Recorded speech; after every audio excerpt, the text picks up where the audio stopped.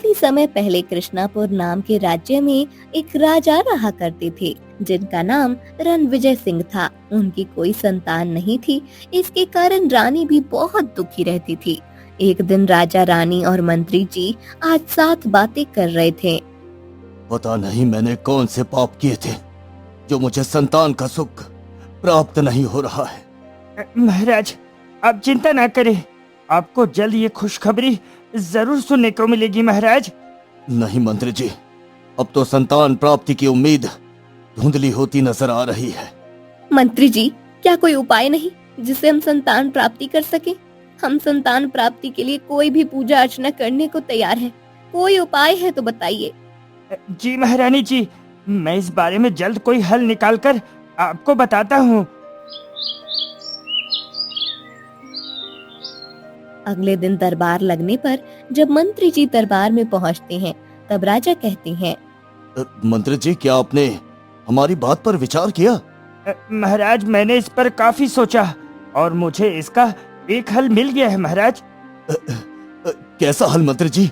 मंत्री जी जल्दी बताइए। महाराज, हमारे राज्य से दूर पहाड़ियों के पास एक ऋषि रहते हैं। मैंने सुना है वो आपकी इस समस्या का हल कर सकते हैं महाराज। अगर ऐसा है तो हम जल्द से जल्द उन ऋषि से मिलने के लिए प्रस्थान करेंगे। सैनिकों, जल्दी चलने की तैयारी करो। हम आने वाले पूर्णमासी को प्रस्थान करेंगे।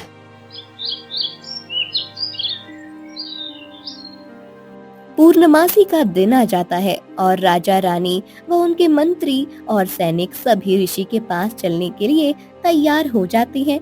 एक दिन के सफर के बाद वह लोग पहाड़ी के पास पहुंच जाते हैं और ऋषि की खोज करने लगते हैं। मंत्री जी, हम यहाँ तो आ गए, लेकिन आखिर ऋषि कहाँ है? मैंने सुना है पहाड़ी के पास वो ऋषि रहते हैं और उनका एक कुटिया है और उनके कुटिया के पास एक आसन लगा है जहाँ वो ऋषि तप करते हैं महाराज। सैनिकों, जल्द से जल्द उस कुटिया का पता करो जहाँ वो ऋषि रहते हैं। जैसी आपकी आज्ञा महाराज। सैनिक कुछ ही समय में उस कुटिया का पता कर लेते हैं और सभी लोग ऋषि की कुटिया की ओर प्रस्थान करते हैं। जब सब लोग ऋषि की कुटिया की ओर पहुंचते हैं, तब ऋषि ध्यान मुद्रा में लीन होते हैं। प्रणाम मुनिवर, मैं कृष्णापुर राज्य का राजा हूँ और आपके पास एक गुहा लेकर आया हूँ। इतने में ही ऋषि अपनी आंखें खोल लेते हैं और शांत भरे स्वर में बोलते हैं, कहो राजन, मैं आपकी कैसी सहायता कर सकता हूँ? ऋषिवर, मैं अपने राज्य को राजकुमार का सुख नहीं दे पाया।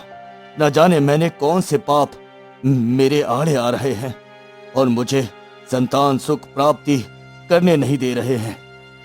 इसमें आपकी एक कैसी सहायता कर सकता हूँ राजन? साधु महात्मा, हम जानते हैं आप अपने यज्ञ और तपोबल से ये नामुमकिन कार्य भी संपन्न कर सकते हैं। हाँ ऋषिवर, हम बहुत ही आस लेकर आपके पास आए हैं, कृपया हमें निराश न करें। अगर आप लोग इतनी विनती कर रहे हैं तो मैं आपके लिए पुत्र प्राप्ति यज्ञ कर सकता हूँ। इस यज्ञ को करने से आपको एक पुत्र की प्राप्ति होगी जो बहुत तकदीर वाला होगा। यह सुनकर राजा और रानी की खुशी का ठिकाना ही नहीं रहता। बताइए ऋषिवर, हम यज्ञ कब पूर्ण कर सकते हैं? इस यज्ञ को करने का शुभ मुहूर्त कल है महाराज। हम कल ही इस कार्य को पूर्ण करेंगे। सैनिकों, जल्दी तैयारी करो, हमें कल ही इस यज्ञ को पूर्ण करना है। राजन, एक और बात, आपको आपके पुत्र की प्राप्ति होने के पश्चात एक वृक्ष लगाना होगा। इसका मतलब क्या हुआ मुनिवर? महाराज, इसका मतलब ये है कि जब आपको पुत्र प्राप्ति हो जाएगा उसके पश्चात आपको एक वृक्ष लगाना होगा। जैसे जैसे वो वृक्ष बड़ा होगा और उसमें फल आएंगे, वैसे वैसे राजकुमार की आयु बढ़ेगी महाराज। मुनिवर, इसका मतलब मैं ये समझूं कि जब तक ये वृक्ष सुरक्षित रहेगा तभी तक मेरा पुत्र जीवित रहेगा? जी महाराज, आप बिल्कुल सही समझ रहे हैं। जब तक आप इस वृक्ष की सुरक्षा करेंगे, ये वृक्ष बना रहेगा, तब तक आपके पुत्र का कोई भी बाल बाका नहीं कर सकता। मुनिवर, अगर किसी ने इस वृक्ष को काटने की कोशिश की तो मैं अपने पुत्र को खो दूंगा। मैं ऐसा नहीं चाहता मुनिवर, मैं ऐसा नहीं चाहता। ऋषि इस बात को सुनकर चिंतित होते हैं और वह कहने लगते हैं। इसका तो एक ही हल है महाराज। जी बताइए मुनिवर, जल्दी बताइए। अगर आप चाहते हैं आपके पुत्र की आयु लंबी हो तो आप इस वृक्ष के बारे में किसी को भी ना बताएं। और हाँ, एक बात का और ध्यान रखें, आप अपने राज्य में पेड़ों को काटने पर प्रतिबंध लगा दें। क्या इससे मेरा पुत्र सुरक्षित रह पाएगा मुनिवर? महाराज, मैं आपको इतना आश्वासन दे सकता हूँ कि अगर आप इतना कर देते हैं और आपकी प्रजा आपका सहयोग करती है तो आपका राज्य हमेशा हरा भरा रहेगा और इसमें राजकुमार हमेशा सुरक्षित रहेंगे महाराज। महाराज, हम सब करने को तैयार हैं। मैं बस अपनी संतान को अपने हाथों से खिलाना चाहती हूँ। उसे अपनी नजरों के सामने बड़ा होता हुआ देखना चाहती हूँ। आप चिंता ना करें महारानी, ऐसा ही होगा। आपका बहुत बहुत धन्यवाद मुनिवर, बहुत बहुत धन्यवाद। राजा रानी की इस बात को मान जाते हैं और वो यज्ञ की तैयारी करने लगते हैं। अगले ही दिन राजा हवन की सारी तैयारी कर देता है और हवन संपन्न हो जाता है। महाराज, अब आप निश्चित रहे, आपको बहुत ही जल्द पुत्र की प्राप्ति होगी। हाँ,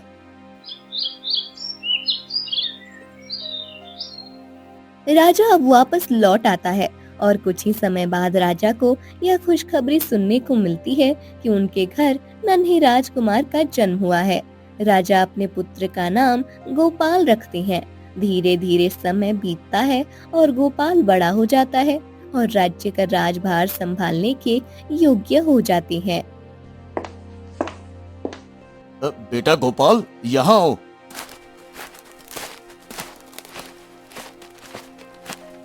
जी पिताजी, कहिए क्या बात है? बेटा, अब तुम काफी बड़े हो चुके हो। अब तुम्हें अपने राज्य के कार्यों को अपने हाथ में लेना चाहिए। आखिर मेरे बाद तुम्हें ही तो सारा कार्य संभालना है। जी पिताजी, आप सही कह रहे हैं, लेकिन मैं अभी इन सभी कार्यों को संभालने के लिए खुद को समर्थ नहीं मानता हूँ। गोपाल, तुम्हें हर कार्य को सीखकर अपनी कुशलता का प्रमाण देना चाहिए बेटा। पिताजी, आपने मुझे हर चीज दी है। मेरी तकदीर में मुझे हर चीज विरासत में मिली हुई है। मुझे किसी भी चीज को सीखने की आखिर आवश्यकता क्या है? बेटा, हमें हमेशा तकदीर के भरोसे नहीं बैठना चाहिए। असल सफलता हमें हमारे किए हुए कर्मों के द्वारा मिलती है। जी पिताजी। राजा से इतनी बात करने के बाद गोपाल वहाँ से चला जाता है और अपने कक्ष में जाकर बैठ जाता है। तभी वहाँ रानी आ जाती है और रानी राजकुमार को बैठे हुए देखकर बोलती है। राजकुमार गोपाल, क्या हुआ? इतने दुखी होकर क्यों बैठे हो? माँ, पिताजी चाहते हैं कि मैं उनके कार्यभार को संभालूं, परंतु मैं ये सब अभी नहीं करना चाहता हूँ माँ। महाराज, बिल्कुल उचित कह रहे हैं पुत्र। तुम्हें अब अपने कर्तव्यों का पालन करना होगा, क्योंकि महाराज के बाद तुम्हें ही राजा बनना है। मुझे हर चीज पहले से तकदीर में मिली हुई है। मेरी तकदीर के कारण मुझे हर चीज बिना परिश्रम के ही प्राप्त हो जाती है माँ। बेटा, समय हमेशा एक प्रकार नहीं रहता है।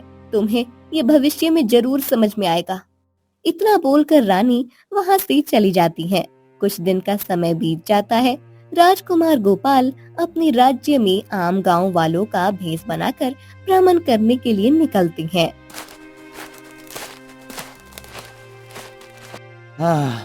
आज का मौसम काफी अच्छा है। मैं आज नदी के पास कुछ देर विश्राम करना चाहता हूँ। राजकुमार नदी के पास जाते हैं और वह विश्राम कर रहे होते हैं।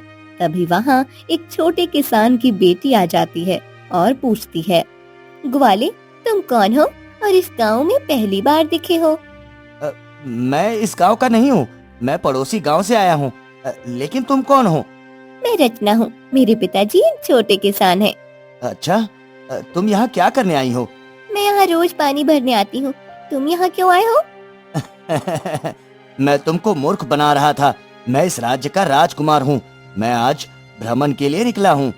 मैं तुम्हारे बारे में काफी बातें सुनी है। बातें? आखिर किस प्रकार की बातें?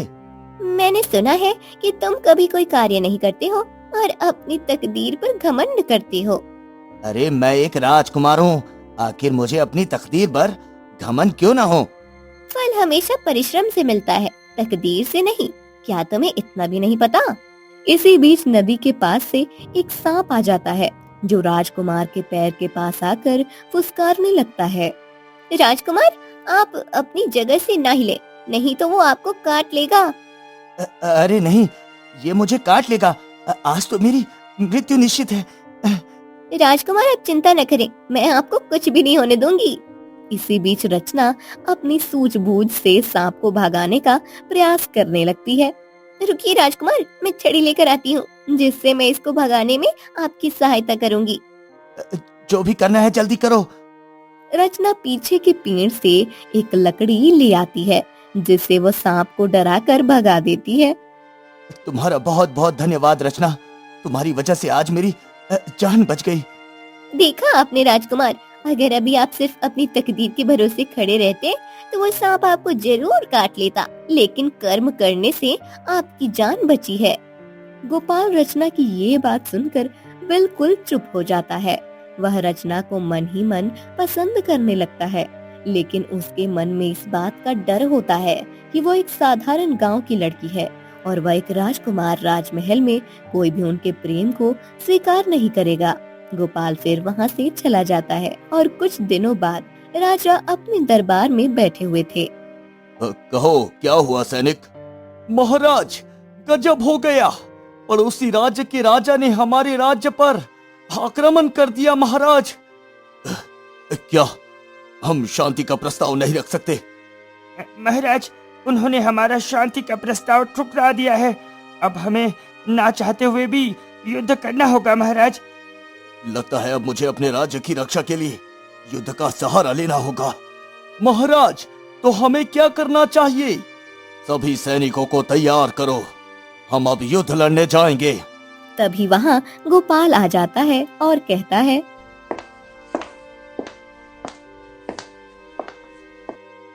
पिताजी, क्या युद्ध करना जरूरी है? अब हमारे कर्मों को करने का समय आ गया है राजकुमार। हमें अपने राज्य की रक्षा करनी होगी। एक राजा का कर्तव्य ही तो होता है अपनी प्रजा की रक्षा करना। जी पिताजी। बेटा, अगर मुझे युद्ध में कुछ हो जाए तो मैं चाहता हूँ तुम यहाँ सारा कार्यभार संभालो। आपको कुछ नहीं होगा पिताजी, आप बिल्कुल सुरक्षित यहाँ वापस जरूर आएंगे। ठीक है पुत्र, मैं चलता हूँ। अपना और महारानी का ख्याल रखना।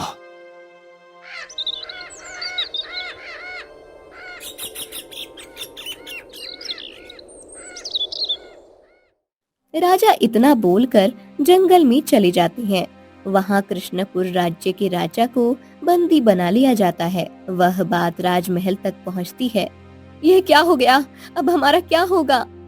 महाराज की इच्छा थी, अगर उन्हें जंग के मैदान में कुछ हो जाए तो राजकुमार गोपाल अपने कर्तव्यों का पालन करे।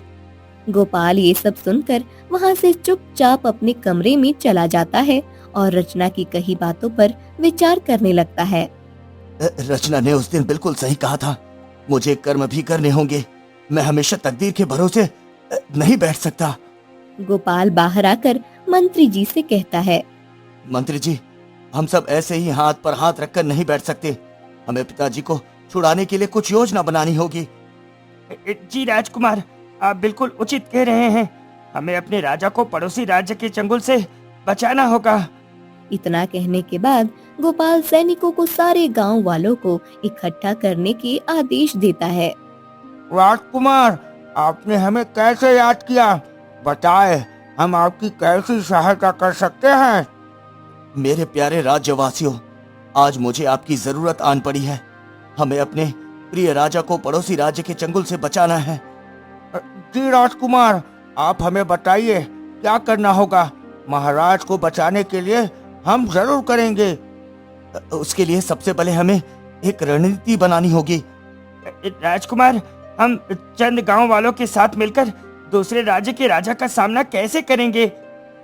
मैं जानता हूँ मंत्री जी, ये काफी मुश्किल है। क्या आपके पास कोई हल है? राजकुमार, आपको अपने पिताजी के मित्र राजा पुरनमल से सहायता लेनी चाहिए। वो आपके पिताजी के बहुत अच्छे मित्र हैं। वो आपकी सहायता जरूर करेंगे राजकुमार। हाँ, आप उन्हें संदेश भेजकर पूरी बात बताइए और उन्हें बुलाइए। राजकुमार, हमें इन बातों को संदेश के द्वारा नहीं करना चाहिए, बल्कि आपको इन बातों को खुद जाकर उन्हें बताना चाहिए और उनसे मदद मांगना चाहिए। वो आपका मदद जरूर करेंगे। हाँ। जी मंत्री जी, हम आज ही राजा पूरनमल के पास मदद मांगने के लिए जाएंगे। कुछ समय पश्चात ही राजकुमार गोपाल, मंत्री व कुछ सैनिक राजा पूर्णमल से मिलने के लिए उनके राज्य की ओर प्रस्थान करते हैं। अरे राजकुमार गोपाल, आप अचानक से यहाँ, सब कुशल तो है ना? प्रणाम राजन, मैं यहाँ आपसे सहायता लेने के लिए आया हूँ। क्या हुआ पुत्र?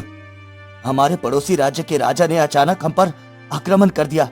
पिताजी जब युद्ध में शामिल हुए तब उन्हें बंदी बना लिया गया। अब हमारे राज्य पर संकट घड़ी आ गई है राजन। मेरी आपसे विनती है कि आप हमारी इस कठिन समय में सहायता करें।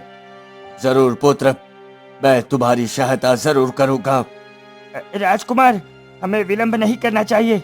हम अपनी सेना और राजा पूरनमल की सेना को युद्ध में भेज देते हैं। जी मंत्री जी, आपने बिल्कुल सही कहा। राजा पूरनमल अपनी सेना को युद्ध में सम्मिलित होने के लिए संदेश भेज देते हैं और युद्ध में शामिल होते हैं। कुछ समय के बाद ही कृष्णापुर राज्य युद्ध में विजयी हो जाता है और राजा रणविजय भी कैद से मुक्त हो जाते हैं। पुत्र, तुमने बहुत अच्छा युद्ध में प्रदर्शन किया। मैं तुम पर बहुत प्रसन्न हूँ। हाँ, मुझे अपने पुत्र पर गर्व है। उसकी सूझबूझ से आज मैं सुरक्षित वापस अपने महल आ पाया हूँ। आप सबका बहुत बहुत धन्यवाद, परंतु आप उचित नहीं कह रहे हैं। मैं ये आपकी दी हुई सीख के बिना बिल्कुल नहीं कर पाता। हमारा पुत्र ही इतना तकदीर वाला है कि हर असंभव कार्य को संभव कर सकता है। इसने अपनी तकदीर के साथ साथ कर्म को भी बखूबी निभाया है। राजकुमार गोपाल सब सुनकर काफी खुश हुए और उन्हें अपनी तकदीर पर गर्व के साथ साथ घमंड भी होने लगा था। कुछ दिनों बाद मंत्री जी, मैं बाहर घूमने जा रहा हूँ। आप इस बारे में किसी को ना बताएं। जी राजकुमार, लेकिन आप ऐसे अचानक कहाँ जा रहे हैं? अगर महाराज ने आपके बारे में पूछा तो मैं क्या कहूँगा? अरे मंत्री जी, आप चिंता मत करें। मैं महाराज के वापस लौटने से पहले महल आ जाऊंगा। हाँ। राजकुमार मंत्री के रोकने पर भी नहीं रुकते हैं और वो राज्य में भ्रमण करने के लिए निकल जाते हैं। राजकुमार उस नदी के पास जाकर बैठ जाते हैं जहाँ उन्हें उनका प्रथम प्रेम मिला था। क्या यहाँ आज रचना आई होगी पानी भरने के लिए? राजकुमार मन में सवाल लिए सोच ही रहे होते हैं, तभी कुछ देर बाद वहाँ रचना आ जाती है और कहती है, अरे राजकुमार, आप यहाँ कैसे? मैं यहाँ तुम्हारा इंतजार कर रहा था। मैं असल में तुमसे किसी विषय पर बात करना चाहता हूँ रचना। जी बोलिए, क्या बात है? क्या मैं आपकी किसी तरह सहायता कर सकती हूँ? असल में बात यह है कि मैं तुम्हें अत्यंत प्रेम करने लगा हूँ। क्या तुम कृष्णापुर राज्य की होने वाली महारानी बनोगी? ये बात सुनकर रचना चौंक जाती है और खुद को काफी तुच्छ समझने लगती है। नहीं राजकुमार, मैं इस लायक नहीं हूँ कि मैं आपके राज्य की रानी बनूं। मैं जानता हूँ तुम बहुत बहादुर लड़की हो। तुमने उस दिन मेरी जान बचाकर मुझ पर बहुत बड़ा उपकार किया है। अगर तुम मेरा साथ देने का वादा करोगी तो मैं जानता हूँ मुझ पर कभी कोई आंच नहीं आएगी। ये आपका बड़प्पन है, मैं इस लायक नहीं हूँ। इतना कहकर रचना वहाँ से चली जाती है। अपने घर जाकर वो अपने पिता को ये सारी बात बताती है। रचना, क्या ये सच बात है? मुझे तो विश्वास ही नहीं हो रहा कि मुझ जैसे छोटे किसान की बिटिया का भाग्य इतना बुलंद हो सकता है। नहीं पिताजी, मैं खुद को इस काबिल नहीं मानती हूँ। अब जो होगा आगे देखा जाएगा। तुम इस बारे में ज्यादा मत सोचो बिटिया।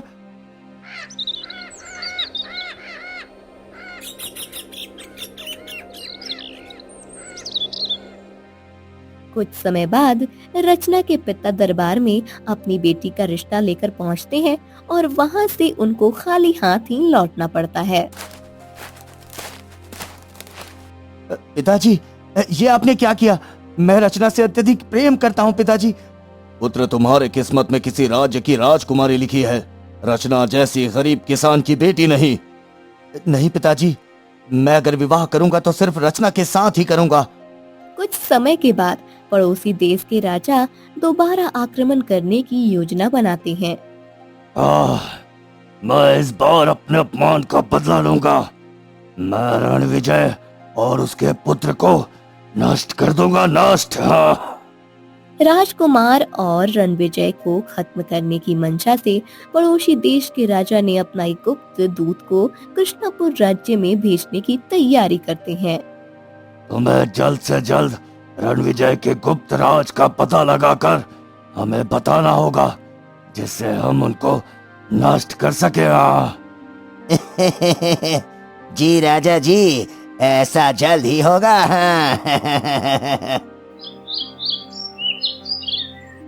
गुप्त दूत गांव में राजा के बारे में राज पता करने की कोशिश करता है। तभी वहां उसको राजकुमार के जन्म से जुड़ा राज पता चलता है।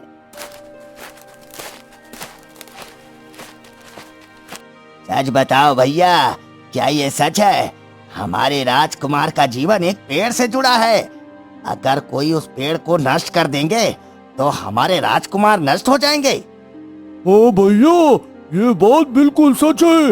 ये बात हमें इसलिए पता है क्योंकि जब राजकुमार के लिए यज्ञ किया जा रहा था तो हमारे पिताजी सैनिक थे और वो भी राजा जी के संग ऋषि के आश्रम तक गए थे।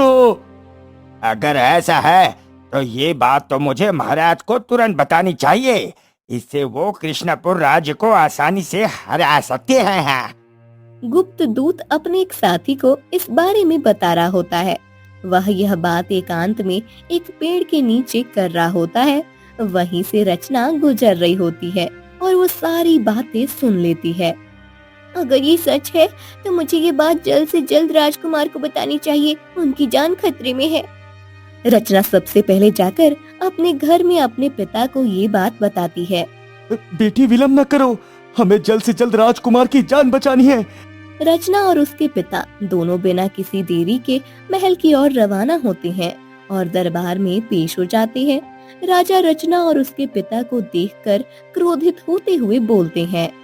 मैं आपसे पहले भी मना कर चुका हूँ कि मैं आपकी बेटी को अपनी बहू के रूप में स्वीकार नहीं कर सकता हूँ। महाराज, ये समय इन बातों का नहीं है। राजकुमार की जान खतरे में है। ये क्या बोल रही हो? जी महाराज, मैंने अपने कानों से सुना है। पड़ोस राज्य के गुप्तचर को ये बात कहते हुए सुनी हूँ कि राजकुमार की जान एक पेड़ से जुड़ी है। अगर उस पेड़ को कोई नष्ट कर देता है तो राजकुमार भी नष्ट हो जाएंगे। ये बात वो अपने साथी के जरिए पड़ोस के राज्य के राजा तक पहुँचा रहा था। ये बात सुनकर राजा का चेहरा चौंक जाता है और उनका चेहरा सफेद पड़ जाता है और वो कहते हैं, ये क्या बोल रही हो? ये बात तो मैंने गुप्त रखी थी ताकि मेरे पुत्र की जान सुरक्षित रहे, परंतु उन्हें ये सब कैसे पता चला? महाराज, ये समय इन सब बातों को सोचने का नहीं है। हमें जल्द से जल्द राजकुमार की जान को बचाना होगा। महाराज, मंत्री जी, आप युद्ध की तैयारी कीजिए। अब हमें युद्ध करना ही होगा। महाराज, हमें युद्ध से पहले उस पेड़ का सुरक्षा बढ़ाना होगा, जिससे राजकुमार की जान को कोई खतरा ना हो। महाराज, आपको जो सही लगे आप वो कीजिए, लेकिन मेरे पुत्र को कुछ नहीं होना चाहिए। मंत्री जी। जी महाराज, जैसी आपकी आज्ञा। राजा रणविजय पड़ोस राज्य के आक्रमण करने से पहले उस राज्य पर आक्रमण कर देते हैं और उस राज्य के राजा को बंदी बना लेते हैं। तुम्हें क्या लगा तुम मेरे पुत्र का राज जानकर उसे मुझसे दूर कर दोगे और मुझे हरा दोगे? मुझे माफ करें महाराज, मुझसे भूल हो गई, मुझे माफ करें। तुम्हें इस भूल का कदाप क्षमा नहीं मिलेगा। तुमने ये उचित नहीं किया। सैनिकों, इसे मेरी नजरों के सामने से ले जाओ और कारागार में डाल दो।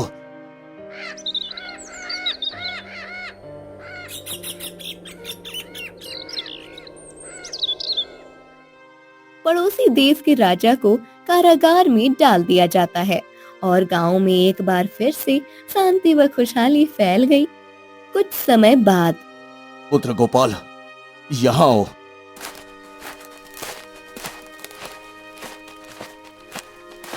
जी पिताजी, बताइए। बेटा, मुझे क्षमा करो। मैंने तुम्हारी पसंद की कदर नहीं की। पिताजी, ये आप क्या कह रहे हैं? मुझे कुछ समझ नहीं आ रहा है। अगर आज रचना ना होती तो तुम यहाँ मेरे पास ना होते। उसकी सूझबूझ और समझदारी से ही हम तुम्हारी जान बचा पाए बेटा। जी पिताजी, आप उचित कह रहे हैं। मैं तुम्हारा विवाह रचना के साथ अब करवा सकता हूँ बेटा। क्या आप सच कह रहे हैं पिताजी? मैं बहुत खुश हूँ पिताजी। हाँ हाँ पुत्र, वो तुम्हारे लिए एक उचित लड़की है। महाराज, आपका ये फैसला बहुत उचित है। हमारी प्रजा भी इससे काफी खुश होगी महाराज। हाँ। राजा विवाह का प्रस्ताव लेकर छोटे किसान के घर जाता है। किसान वहाँ राजा को देखकर बहुत अचंभित होकर पूछता है, महाराज, आप यहाँ इस छोटे किसान के घर पर पधारे हैं। मैं आपकी किस प्रकार से सहायता कर सकता हूँ महाराज? मैं आपकी पुत्री का हाथ अपने पुत्र के लिए मांगने आया हूँ। उससे ज्यादा योग्य कन्या मेरे पुत्र को नहीं मिल सकती। महाराज, ये तो आपका बड़प्पन है। इतने में ही रचना अपने घर आ जाती है और वहाँ सभी लोग को देखकर वो समझ जाती है और वो कहती है, नहीं, मुझे ये रिश्ता मंजूर नहीं है। ये सुनकर सभी बहुत चक्के रह जाते हैं। रचना, तुम ये क्या कह रही हो? क्या तुम्हें मुझ में कोई कमी लगती है? राजकुमार, आप बहुत ही तकदीर वाले हैं। इसके चर्चे तो दूर दूर तक हैं और ये बात आपको भी बहुत अच्छे से पता है और आपको अपनी तकदीर पर काफी घमंड है, जो मुझे नहीं पसंद।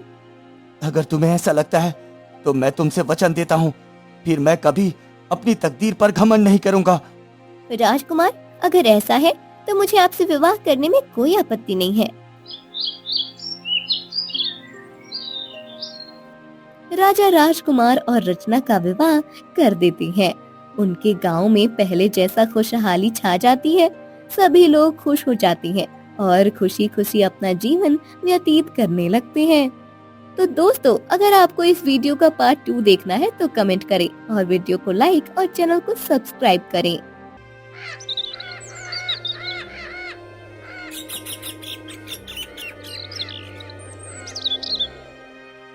बहुत समय पहले की बात है। विराटनगर नाम का एक राज्य था, जहाँ की राजा विक्रम सिंह थे। राजा की कोई संतान नहीं थी। राजा और उनकी रानी सूरमावती इस बात से बेहद ही दुखी थी, लेकिन इसी के साथ में राजा बहुत घमंडी भी थे। राजा विक्रम सिंह अपने घमंड और अहंकार के लिए दूर दूर तक मशहूर थे। उस राज्य के लोग राजा से डरते थे, क्योंकि वो अपने घमंड के कारण दूसरों की भावनाओं का सम्मान नहीं करते थे। जब भी कोई गरीब या जरूरतमंद व्यक्ति उसके पास मदद मांगने आता, तो वो उसे अपमानित करके महल से बाहर निकाल देते थे। उसकी शक्ति और संपत्ति से बड़ा दुनिया में कोई चीज नहीं है। मेरे राज्य में सब कुछ मेरे आदेश से चलता है। मेरी ताकत और दौलत के आगे सब झुकते हैं। कौन है जो मुझसे बेहतर हो सकता है? महाराज, आप जैसा पराक्रमी राजा इतिहास में कभी नहीं हुआ महाराज। हाँ महाराज, अब बुद्धि और बल के आगे स्वयं प्रकृति भी झुक जाती है महाराज। ठीक कहा, मैं प्रकृति को भी अपने अधीन कर सकता हूँ। मेरा मन है जंगल में सैर करने का। सैनिकों, तैयार करो, हम कल ही जंगल की ओर सैर के लिए रवाना होंगे। मैं कुछ समय जंगल में व्यतीत करना चाहता हूँ और अपनी शक्ति का प्रमाण देना चाहता हूँ। महाराज, लेकिन आपकी शक्ति तो हर कोई जानता है। आपको किसी भी चीज का प्रमाण देने की जरूरत नहीं है महाराज। और जंगल में आपका अकेला जाना ठीक नहीं है। आपको इससे नुकसान पहुंच सकता है महाराज। हाँ। नहीं मंत्री जी, मैंने एक बार जो ठान लिया तो ठान लिया। अब तो मैं जंगल जाकर ही रहूंगा।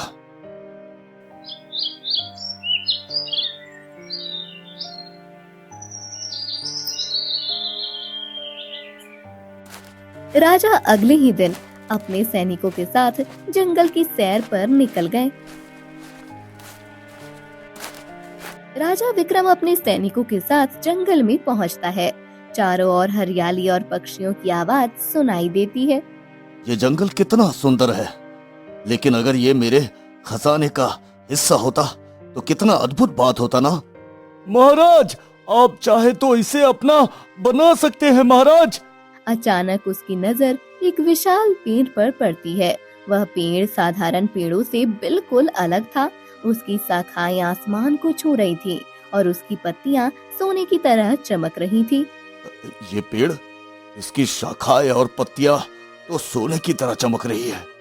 इसे तुरंत ही अपने साथ महल ले चलो।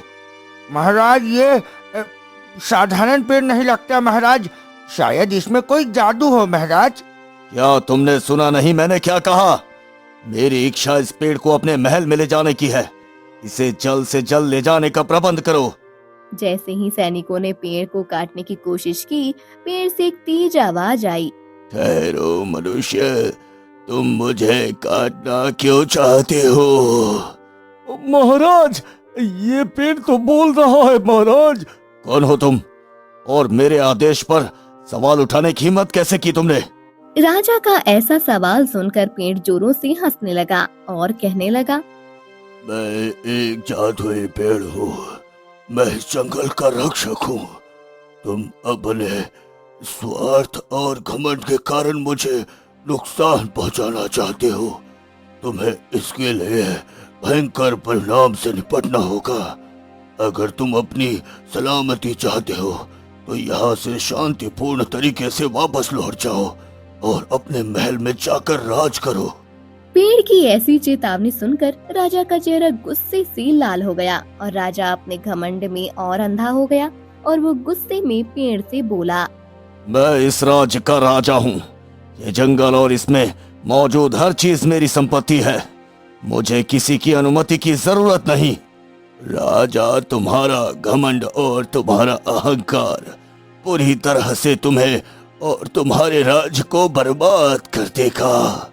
मैं एक बार फिर से चेतावनी देता हूँ, मुझे छूने की कोशिश मत करना। मैं किसी की चेतावनी से नहीं डरता। सैनिकों, इस पेड़ को जल्द से जल्द अपने महल में ले जाने का प्रबंध करो। राजा अपने घमंड में बिल्कुल अंधा हो चुका था। उसने अपने सैनिकों को जबरदस्ती पेड़ काटने के लिए कहा। सैनिकों के पास इतनी हिम्मत नहीं थी कि वह उसे मना कर सके, इसलिए उन्होंने मजबूरन जादुई पेड़ को काटने के लिए कुल्हाड़ी अपने हाथ में ले ली। और जैसे ही सैनिकों ने कुल्हाड़ी पेड़ पर मारनी शुरू की, वैसे ही आसमान में जोर जोर से बादल गरजने लगे। तभी मंत्री जी बोले, महाराज, मुझे लगता है कि ये पेड़ सही कह रहा है। ये कोई मामूली पेड़ नहीं जिसे आप काटकर अपने महल ले जाएं। हमें इस पेड़ की इज्जत करनी चाहिए महाराज। और अभी मौसम भी बिल्कुल ठीक नहीं है। हमें वापस महल की ओर चलना चाहिए, नहीं तो हम यहाँ फंस सकते हैं महाराज। क्या हम इस पेड़ को नहीं काटेंगे? मंत्री जी, आज तो मैं आपकी बात मानकर इस पेड़ को यहाँ छोड़कर जा रहा हूँ, लेकिन मैं बहुत जल्द वापस इस पेड़ को काटने आऊंगा और मैं इस पेड़ को यहाँ से हटाकर ही चैन पाऊंगा। इतना कहकर राजा और उसके पूरे सैनिक महल की ओर रवाना होने लगते हैं। तब पेड़ को चैन आता है कि अब उसे कोई भी नुकसान पहुंचाने वाला वहां उपस्थित नहीं है। आखिर उस पेड़ में ऐसी क्या बात थी? मुझे अब उस पेड़ को बिना काटे चैन नहीं पड़ेगा। महाराज, हमें उस पेड़ को नहीं काटना चाहिए। हो सकता है उस पेड़ को नुकसान पहुंचाने के बाद हमें भगवान के प्रकोप का सामना करना पड़े महाराज। मुझे किसी का डर नहीं। इस राज्य का भगवान भी मैं ही हूँ और राजा भी मैं ही। और वो पेड़ मेरी संपत्ति है और मैं अपनी संपत्ति को हासिल करके ही रहूंगा। राजा की इतनी घमंड भरी बातें सुनकर मंत्री ने फिर उनसे कुछ नहीं कहा और उन्होंने शांत रहने का फैसला किया।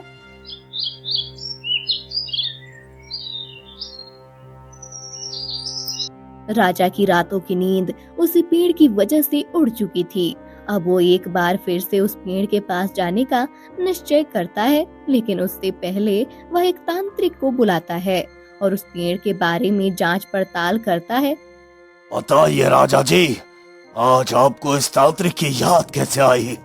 आपके यहाँ तो तांत्रिकों से ज्यादा पुरोहित को माना जाता है। अपने मुझे कैसे याद किया? तांत्रिक, तुम्हारी आज सर्वतान पड़ी है। मुझे उस जादुई पेड़ के बारे में बताओ जो राज्य के बाहर खड़ा हुआ है, जिसकी शाखाएं आसमान तक है और उसकी जड़ें और पत्तियां, टहनियां आदि सब सोने की तरह चमकती है। आखिर उस पेड़ का रहस्य क्या है? महाराज, मैं उस पेड़ के बारे में ज्यादा तो नहीं जानता हूँ, लेकिन जब मैं छोटा था तब मैंने अपनी माँ के मुंह से ये सुना था कि वो पेड़ वहां सालों से यूं ही खड़ा है और उस पेड़ पर भगवान की विशेष कृपा है जिससे वो चमत्कार दिखाता है।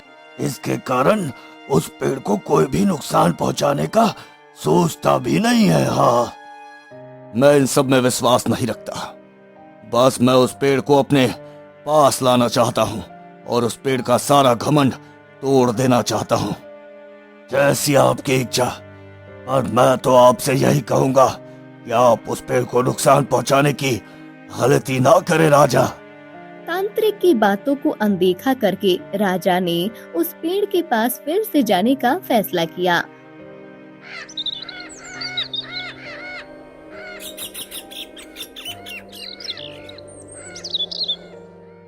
और इस बार वो और भी अच्छी तैयारी के साथ पेड़ के पास गया और उसे काटने की कोशिश करने लगा। चलो सैनिकों, बिना किसी देरी के इस पेड़ को काटना शुरू करो। जी महाराज, जैसी आपकी इच्छा। रुको, मैं तुम्हें पहले भी बोल चुका हूँ कि मुझे परेशान मत करो, लेकिन तुम लोग मान नहीं रहे। तुम मुझे मेरा जादुई प्रभाव तुम्हें दिखाना ही पड़ेगा। मैं मजबूर हो रहा हूँ। अगर मैंने ऐसा किया तो तुम्हें इसके परिणाम को भुगतना ही होगा। पेड़ की कही बात पर किसी ने गौर नहीं किया और जैसे ही सैनिकों ने पेड़ पर अपनी कुल्हाड़ी चलाई, वैसे ही पेड़ से एक जादुई प्रकाश निकलता है जो उन सबको उस स्थान से गायब करके एक अनजान और डरावनी जगह पर भेज देता है। महाराज, ये देखिए, हम लोग कहाँ गए हैं? ये जगह तो बिल्कुल अनजान है। अब हम वापस कैसे जाएंगे महाराज? वापस कैसे जाएंगे? मुझे वापस घर जाना है। मैं यहाँ आया ही क्यों? मुझे वापस घर जाना है। हम इस जगह से बिल्कुल अनजान हैं। महाराज, जादुई पेड़ ने आपको पहले ही बोला था कि आपको ऐसा नहीं करना चाहिए। देखिए, अब आपकी जिद का परिणाम हम सभी को भुगतना होगा महाराज।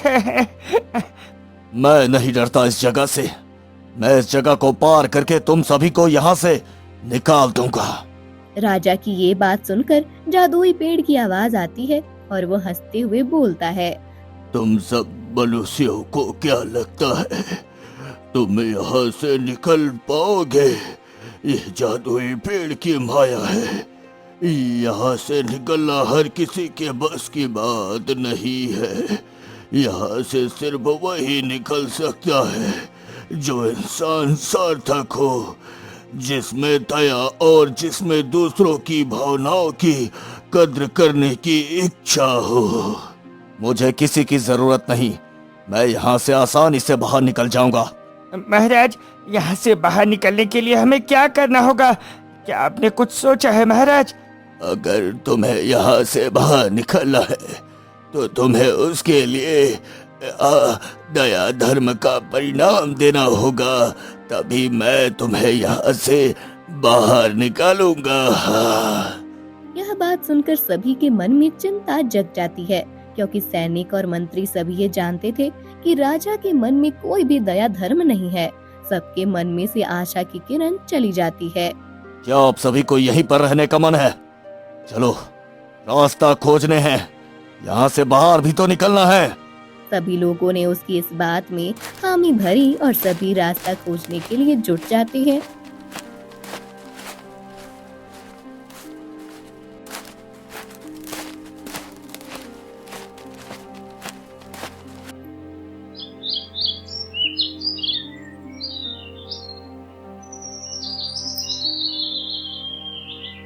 महाराज, यहाँ झाड़िया के पीछे एक पक्षी घायल हालात में पड़ा हुआ है। हमें इसकी मदद करना चाहिए महाराज। क्या हो गया उसे? इधर लेकर आओ मेरे पास।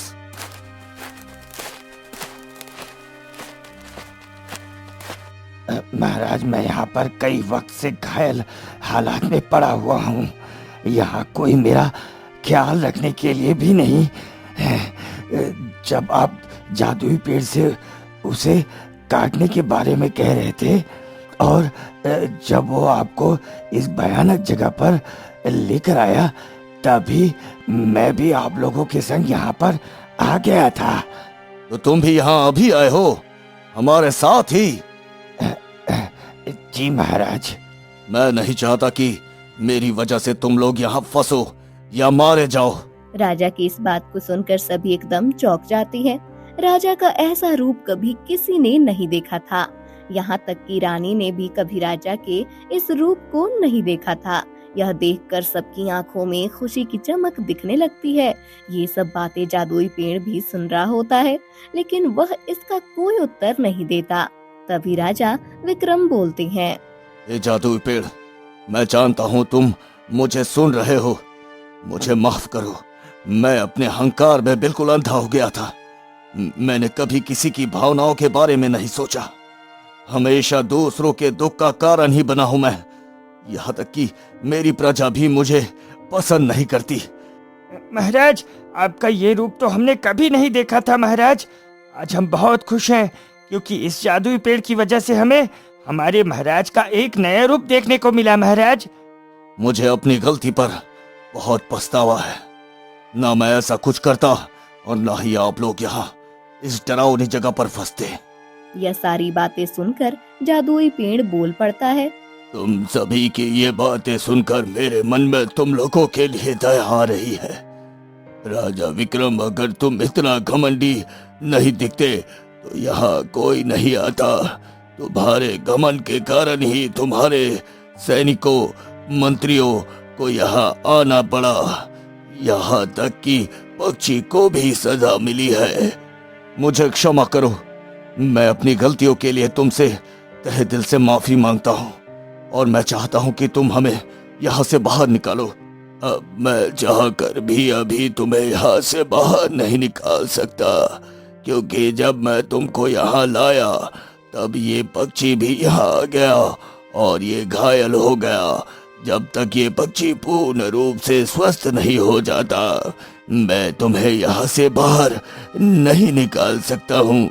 हम इस पक्षी को पूर्ण रूप से स्वस्थ कर देंगे, तब तुम हमें यहाँ से बाहर निकालोगे।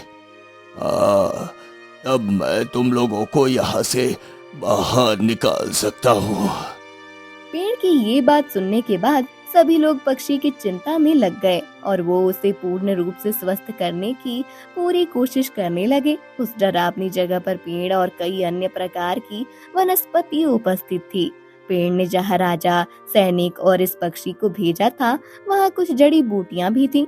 मंत्री जी को जड़ी बूटियों का ज्ञान था और मंत्री जी बोलते हैं, महाराज, ये जड़ी बूटियाँ हर जगह आसानी से नहीं मिलती है। हम उनकी मदद से इस पक्षी को जल्दी से स्वस्थ कर सकते हैं महाराज, जिससे हम जल्द से जल्द इस भयावह जगह से मुक्ति या पा सकते हैं महाराज। सैनिकों, जाओ उस जड़ी बूटियों को लेकर आओ जिनकी मंत्री जी बात कर रहे हैं। जी महाराज, अभी लाते हैं। सैनिक मंत्री की बताई हुई जड़ी बूटियाँ ले आते हैं।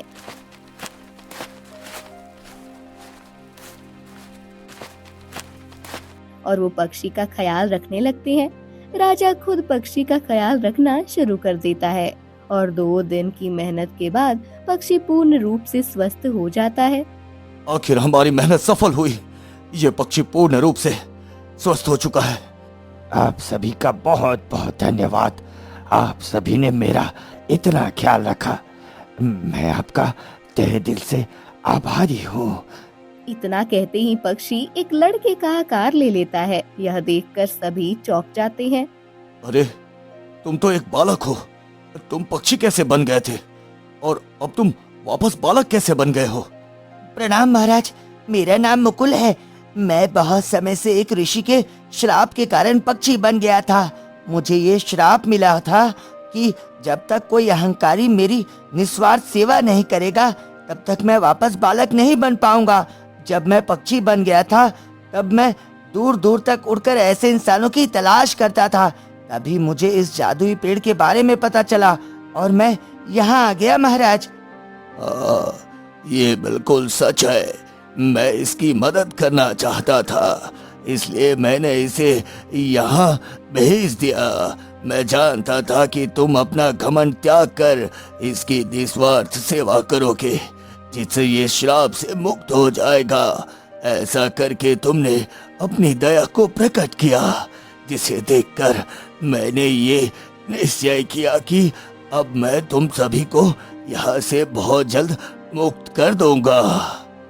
इतना कहने के बाद ही उस डरावनी जगह पर प्रकाश फैल जाता है और सभी लोग उस डरावनी जगह से गायब होकर वापस उसी जगह आ जाते हैं। यहाँ उन्होंने पेड़ काटने की कोशिश करी थी।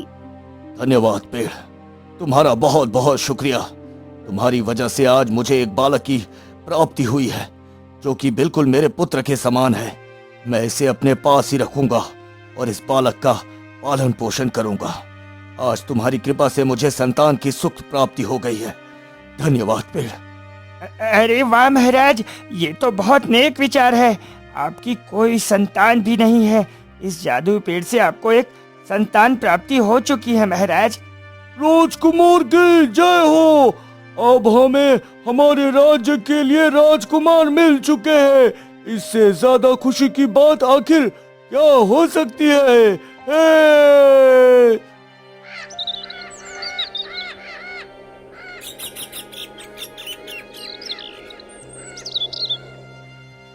अब राजा उस बालक और अपने सैनिकों को लेकर वापस महल की ओर रवाना होता है। जब ये बात रानी को पता चलती है कि महाराज के साथ एक बालक भी आ रहा है, तो उनकी खुशी का ठिकाना नहीं रहता और वह दोनों का तहे दिल से स्वागत करती हैं। वह उस बालक को देखकर ही मोहित हो जाती हैं और उसे अपने पुत्र के रूप में स्वीकार कर लेती हैं। राजा अपने नए रूप को अपनी प्रजा से भी अवगत कराना चाहता था, इसलिए वो प्रजा के सामने घोषणा कर देता है।